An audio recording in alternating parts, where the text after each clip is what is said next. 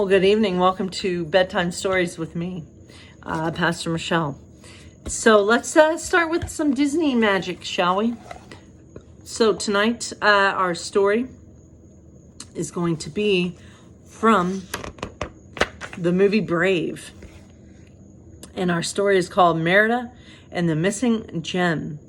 I've only seen Brave once, but I would love to see it again because it is supposed to be a good movie.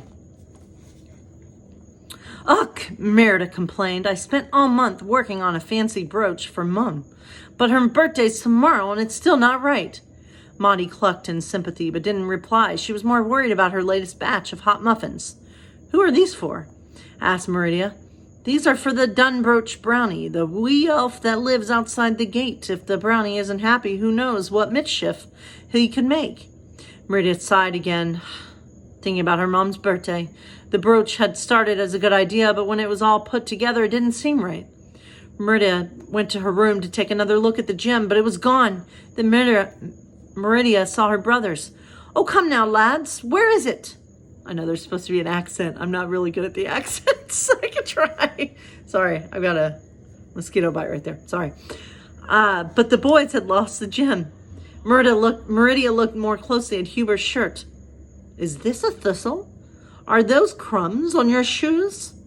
Suddenly, Merida knew where the triplets had been playing that morning. Merida led the boys outside, just as I thought.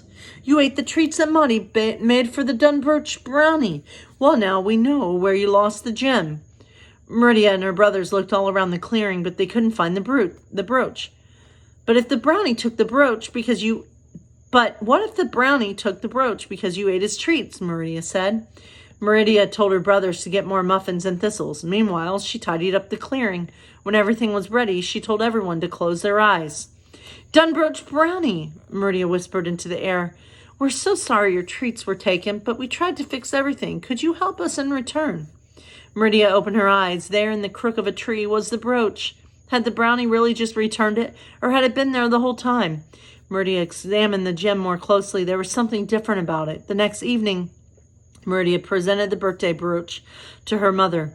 My favorite gem set in a silver thistle, Eleanor exclaimed. What better luck could I have than to have you as my daughter? That was some awful accents. I was phasing in and out like an episode of Friends when Ross decides to have an accent when he's teaching.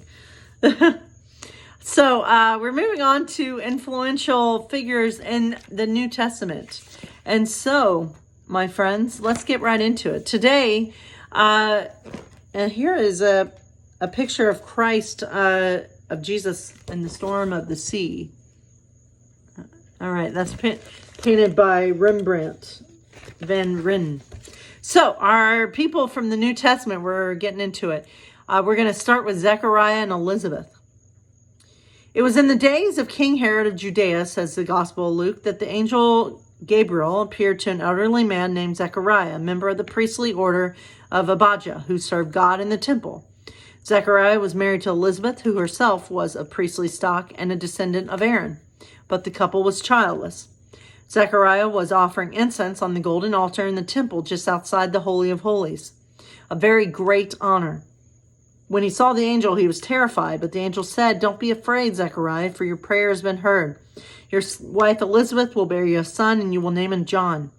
Luke may have modeled this verse on the story of Abraham and Sarah in Genesis, in which God told Abraham that Sarah will bear a son. Luke then added another narrative layer, inspired by the story of Hannah and Elkanah in the first book of Samuel. Like Sarah, Hannah was unable to give her husband a child. She prayed to God and promised that if she bore a son, she would raise him to become a Nazarite, a person devoted to the service of God, a person who will not drink wine nor intoxicants. Hannah pledged, and no razor shall touch his head. And as you know, that was the person Samson.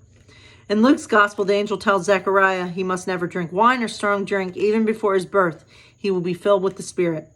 The angel foretold that the boy would minister to the people of Israel with the spirit and power of Elijah. Zechariah could not believe the angel's words because he and his wife were already advanced in age. How will I know that this is so? In response, Gabriel struck him deaf and mute until the day that his son would be born. Everything came to pass as the angel had said. And after those days, his wife Elizabeth conceived. And that's just not any ordinary John. Elizabeth gave birth to John the Baptist, who went about preaching and proclaiming the coming of Jesus, of the Messiah. And then we later find out that Jesus is the Messiah. So here is the just a picture of the angel to Zechariah. And I think it's another story, but never mind. So tomorrow we're going to hear about Joseph and Mary. And so, my friends, be well and stay well. God bless you all.